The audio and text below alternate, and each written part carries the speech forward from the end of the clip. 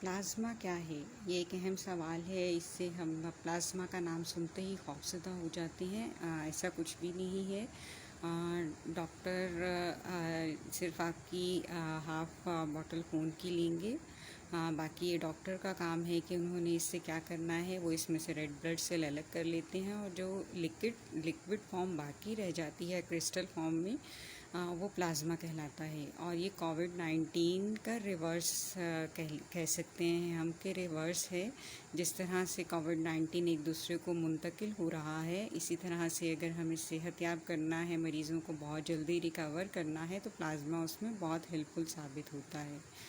चूँकि रिकवर्ड जो पेशेंट्स हैं वो खून नहीं दे रहे उस मिक़दार से जिस तादाद से कोविड-19 बढ़ रहा है, इसलिए रिकवरी भी बहुत स्लो है।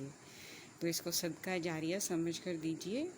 खौफज़दा होने की बिल्कुल ज़रूरत नहीं। ये जस्ट आपका खून है थोड़ा सा, जो हम वैसे भी देते हैं, और इस सूरत में देना ज़्यादा अहम हो जाता है। बहुत शुक्रिया।